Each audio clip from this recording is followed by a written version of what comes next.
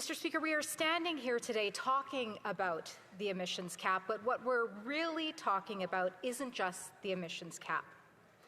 We are talking about the future of a nation. So, Madam Speaker, here, failure is not an option.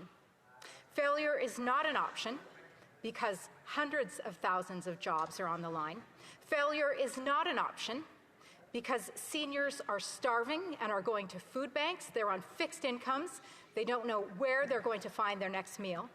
Failure is not an option because we have record youth unemployment. This is an epidemic in our country. Failure is not an option because housing costs are through the roof. And failure is not an option because investment is fleeing this country. So, because when we're talking about the emissions cap, we're talking about the obstacles that this government created for over a decade, obstacles that prevented Canada from becoming a prosperous nation, a nation today that has created a system of dependence and a culture of desperation, one that could have been avoided by investing in our natural resources sector. The Prime Minister won his mandate for one reason, and one reason only.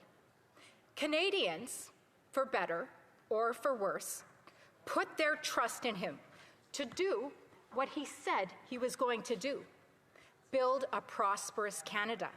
Now, we gracefully supported C5 in the spring. We want to see this government succeed in their major projects. We did everything we could to give license to this government. We wanted to give the Prime Minister everything he needed to begin these major projects, to fulfill his promise to Canadians. Yet, we have yet to see one new project announced and one shovel in the ground.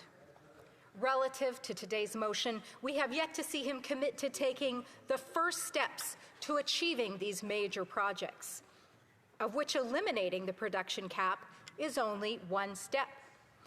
We have offered the following suggestions to him and the Liberal government several times, on which they refuse to act. Repeal C-69. Repeal C-48. And C-69, as you remember, is the No More Pipelines, the bill that prohibits any type of infrastructure, genuine infrastructure, being built in this country that allows for our prosperity. C-48, the No More Tankers ban that does not permit Canada to export its natural resources abroad.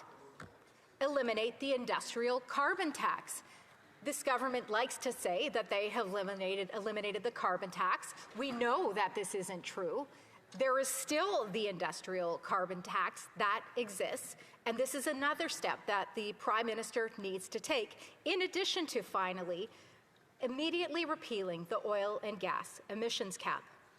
So until the government takes these steps, they have yet to prove to us, the official opposition, and to Canadians that they are serious about digging us out of this hole that they created and restoring the lives and the quality of life to Canadians, because Canadians are suffering.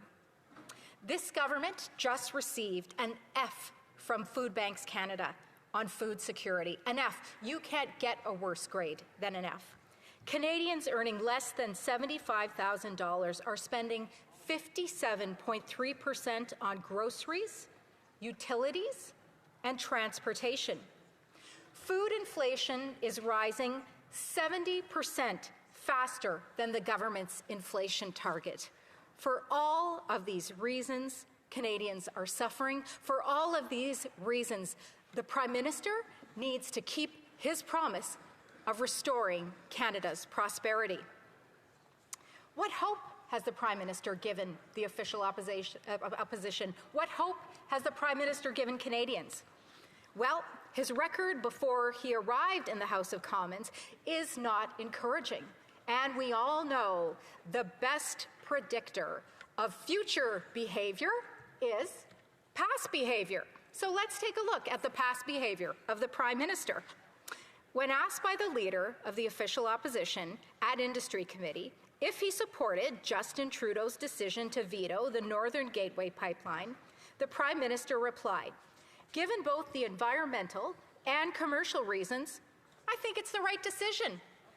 Interesting. Sounds like a 180 compared to his position today. Then, just 6 months later, at COP26, the Prime Minister also said, "We have both far, far too many fossil fuels in the world, and as much as half of oil reserves, proven oil reserves, need to stay in the ground." These words from a Prime Minister who is trying to convince us that he wants to restore the promise of Canada, restore the prosperity of Canada. How can Canadians be encouraged by these words or believe his sincerity to do something?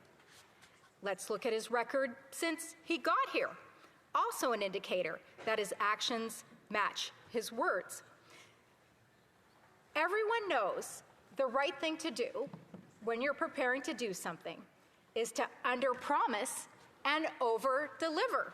Well, let's see if this Prime Minister has in fact done this. This is the most basic of lessons for anyone, whether it's in Dale Carnegie or for school children. It's you underpromise and over-deliver. All major projects that have been announced to date were projects that were previously announced. No oil pipeline made that list of major projects.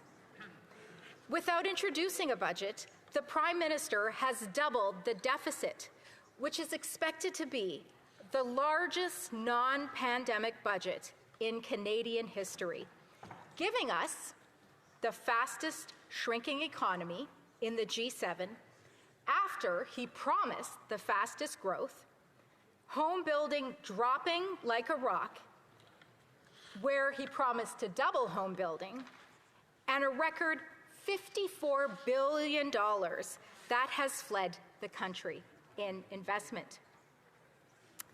The Prime Minister won the election on his message of elbows up, that he was the person to handle Donald Trump with threats of tariffs and annexation.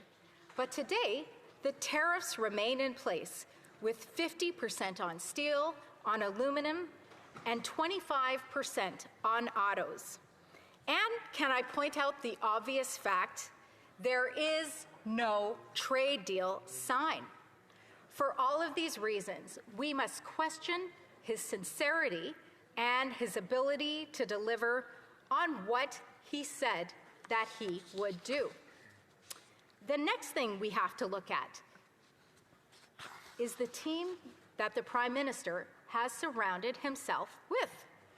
We look at the present Minister of Culture and Canadian Identity, who stated, COP28 calls for groundbreaking goals to triple renewable energy, double energy efficiency, and for the first time ever, we reached a historic consensus to move away from fossil fuels in energy systems. He also went on to say, the atmosphere and our climate certainly don't need them, and many of us believe we cannot build pipelines and meet our international climate commitments at the same time.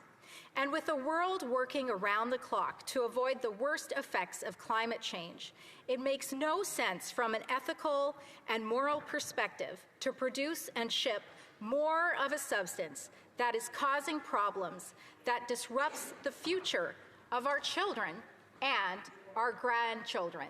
This from a close minister to the Prime Minister. In addition, we have the words of the Alberta Premier. She said, I am very concerned that the Prime Minister has appointed what appears to be yet another anti-oil and gas environment minister. Not only is she a self-proclaimed architect of the designation of plastics as toxic, but she is a staunch advocate against oil sands expansion and proponent of phasing out oil and gas. The Premier also said she was put off by the minister's close ties to longtime thorn in her side, the Minister of Culture and Identity, with whom the current Minister of Environment served as Parliamentary Secretary for 4 years. So, Madam Speaker, when we look at the motion that is presented here today, it is clear the Prime Minister is not sincere. As a young woman in university, I was to meet my sister to show her around the university, but I didn't meet her. Instead, I spent time with my friends. And when I got home, I got a lecture from my father. He told me, "Sincerity is doing what you say you're going to do." It's time for this Prime Minister to keep his promise to Canadians that he said to win the election and do what he said he was going to do, and that starts with eliminating the production camp.